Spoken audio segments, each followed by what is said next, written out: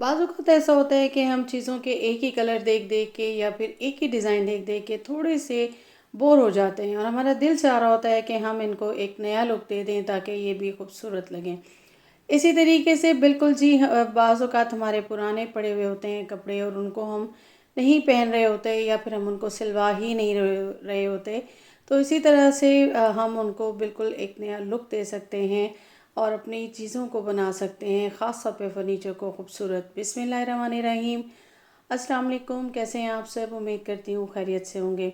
तो लेकर आई हूँ आपके लिए बहुत ही ज़बरदस्त सा वीडियो। बिल्कुल जी, ये आप देख रहे होंगे मेरे पास ये 6 मीटर का पीस है और ये 2 पीस में है। ये कपड़ा मेरे पास है, इसको सिल्क का कपड़ा कहते हैं और इसमें एम्ब्रॉयडरी हुई हुई थी और ये बहुत टाइम पहले तकरीबन 6-7 साल पहले मैं लेकर आई हुई थी और सूट लिया था मैंने और ये जस्ट मैंने 200 का लिया था। उससे काफ़ी मैं संडे बाज़ार वगैरह जाती थी ना, तो ख़ास तौर पे जब इस तरह का मौसम चेंज हो रहा होता है ना, तो सर्दियाँ आ रही होती हैं, उस टाइम ये कपड़े आपको काफ़ी सस्ते मिल जाते हैं। तो मेरी एक आदत है कि मुझे जब इस तरह से या नेट वगैरह मिल जाए तो मैं ला के रख देती हूँ और ये बहुत पुराना मेरे पास मौजूद था और मैंने सोचा कि मैं ज़रा अपने सोफ़ों का लुक चेंज कर लूँ। आप देख रहे होंगे कि ये वेलवेट के मेरे सोफ़े हैं, सोफ़ों का कवर है तो ये गद्दियों का और इसके अंदर जो है ना वो भी जो है वो वेलवेट का ही है और अब मैं इसके ऊपर जो चेंज करूँगी ना वो मेरे पास सिल्क साटन में है। ठीक है जी, सबसे पहले तो मैंने क्या किया है कि मैंने बैक की गद्दियाँ हटा दी हैं और मैंने इसकी मेजरमेंट ली है नीचे से एक गद्दी की दूसरी तक। ठीक है, इसकी मैंने विड्थ ले ली थी और विड्थ मेरे पास आ रही थी 26, लेकिन मैं इसको ले लूँगी 30। अब मैं इसके बाद लूँगी इसकी लेंथ पूरे सोफ़े की लूँगी क्योंकि मैं एक एक गद्दी का अलग अलग नहीं बनाऊँगी। मैं बिल्कुल इस तरह से कवर बनाऊँगी जैसे कि फिटेड कवर होते हैं बेडशीट के। तो मैं यहाँ पे फिटेड कवर बना रही हूँ। तो जब मैंने इसकी मेजरमेंट की अंदर की तरफ से लेके नीचे फोल्डिंग तक से, तो मेरे पास आ रही थी 72 और मैंने इसको ले लिया 80। ठीक है जी, 80 मैंने इसलिए ले लिया कि अंदर की तरफ ही अच्छा खासा फोल्ड हो जाए। तो यहाँ ये मेरे पास मौजूद है कपड़ा और मैंने पहले तो सोफ़े की मेजरमेंट ली है, उसके बाद मैंने इस कपड़े को मेजर कर लेना है और इसी तरह से मैं इसका 30-80 का ले लूँगी। 30 विड्थ आ जाएगी मेरे पास और 80 जो है ना वो मेरे पास आ जाएगी इसकी लेंथ। इसी तरह से मैं बैक की भी अलग अलग गद्दी का नहीं बनाऊंगी, उसकी भी मैं इक्वल ले लूँगी एक लंबी सी और वो भी मेरे पास इक्वल ही आ जाएगी 30 और 80। ठीक है जी, ये 2 चादरें टाइप होंगी जो कि मैं स्टिच करूँगी। यहाँ मैंने कटिंग कर ली थी और ये मेरे पास आ गया है इस तरीके से। और जो इनके छोटे सोफ़ों के ये साइडें होती हैं ना, छोटे सोफ़े होते हैं, तो उनकी मैं नीचे की मैंने जब मेजरमेंट की तो मेरे पास आ रही थी नीचे अंदर फोल्डिंग करके 36 तो मैंने उसको 40/40 कर लिया और जो छोटी बैक पे गद्दी रखते हैं उसकी मेजरमेंट मेरे पास आ रही थी 36/36 और उसको मैंने सॉरी 32/32 और उसको मैंने 36/36 रख लिया। ठीक है जी, इस तरह से मैंने सारी कटिंग्स कर ली हैं और उसके बाद मैंने क्या करना है कि इसके जो चारों कॉर्नर होते हैं ना, उस पे मैंने, क्योंकि मुझे साइड की जो है वो 4/4 इंच की थी, तो मैंने ये साइड पे ये 4/4 इंच की कटिंग कर ली। ठीक है, कटिंग करके अब मैंने इनको पहले तो ले लिया और इसको मैंने इस तरीके से आपस में जोड़ते हुए इनको मैं स्टिच कर लूँगी और ये मेरे पास ये दोनों जो है ना वो रेडी हो जाएंगे। तो मैं इन सबको इसी तरह से कवर को बिल्कुल बड़े सोफ़ों के भी और जो कि मैंने ये लंबी लंबी चादरें 2 स्टिच की हैं और इसी तरह से छोटों को भी मैं 2-2 उनके फ्रंट और उनका नीचे का और बैक का जो है वो इस तरह से स्टिच कर लूँगी। ठीक है जी, सिंपल, बिल्कुल ही सिंपल तरीके से आप इसको बनाएंगे और ये बिल्कुल फिटेड हो जाएंगे क्योंकि अक्सर यही होता है कि आपकी गद्दियाँ जो होती हैं ना वो इधर उधर बिल्कुल उनके कवर्स जो होते हैं ना वो आप चढ़ा तो देते हैं लेकिन फिर गद्दियाँ जो है वो फिक्स नहीं हो रही होती हैं और उनको अक्सर यही करते हैं कि बच्चे हों या बड़े उनको उठा के ना ऐसे हाथ में या फिर गोद में रख के बैठ जाते हैं तो वो गद्दियाँ बिल्कुल मुड़ जाती हैं। तो मैंने इसको फिक्स करने के लिए बिल्कुल एक डिफरेंट जो है ना वो लुक भी चेंज की है और डिफरेंट वे भी दिया है ताकि जो है ना ये मेरी फिक्स रह सकें। अब मैंने इनको स्टिच कर लिया।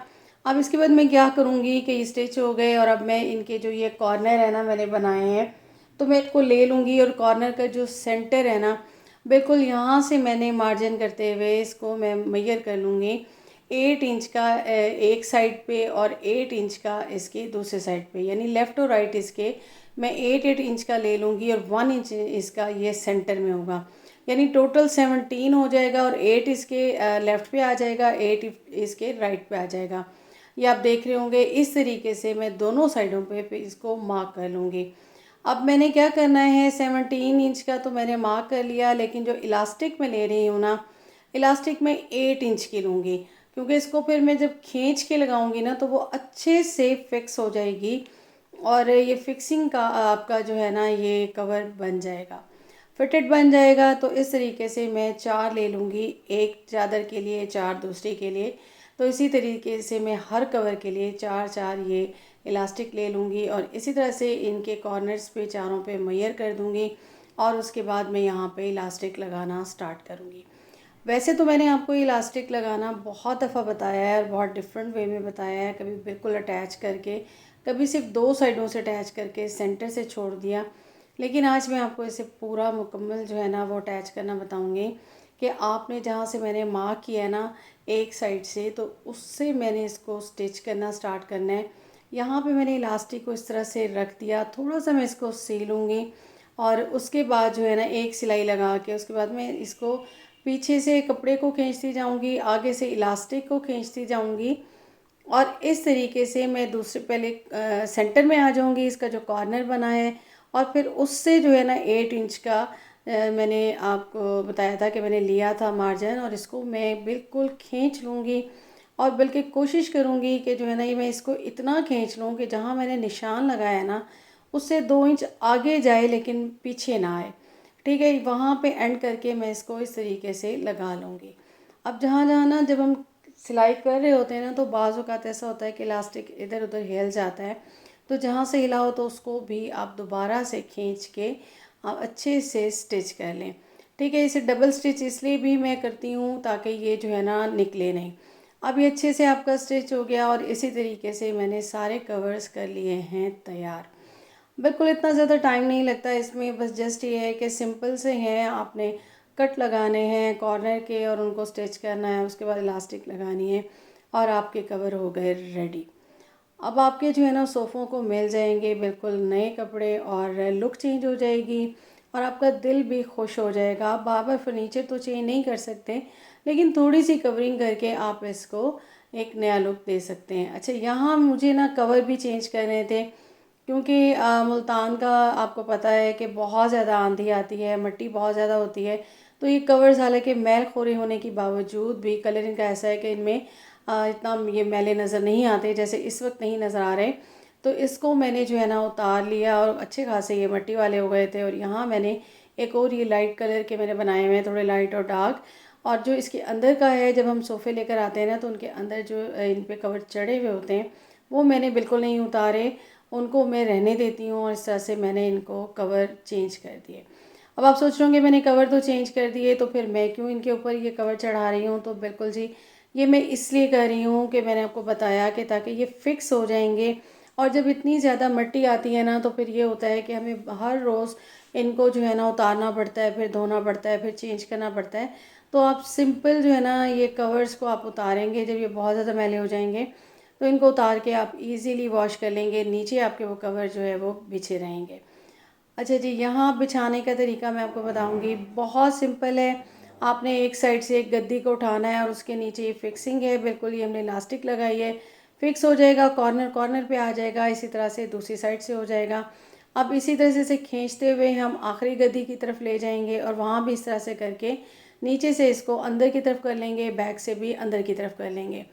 अब हमने इसकी रख देनी है बैक की गद्दियाँ। बैक की गद्दियाँ रखने के बाद अब ये जो हमने दूसरी चादर इस तरह से बनाया था इसका कवर, तो इसको हम बिल्कुल सेम तरीके से जैसे हमने नीचे किया है इसी तरीके से हम इसको भी यहाँ पे फिक्स कर लेंगे और बिल्कुल कोशिश करेंगे कि इनके कॉर्नर्स आपस में बिल्कुल जो है ना वो अटैच हों।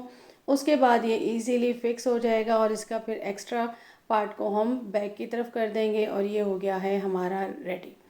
अब जी हम इसकी कुशन हमने रेडी किए थे, आपने देखे, पहले मैंने आपको दिखाए थे जब मैंने कुशन बनाए थे। तो इन कुशन्स को भी मैं यहाँ पे रख दूँगी और ये ज़बरदस्त सा हो गया है मेरा रेडी।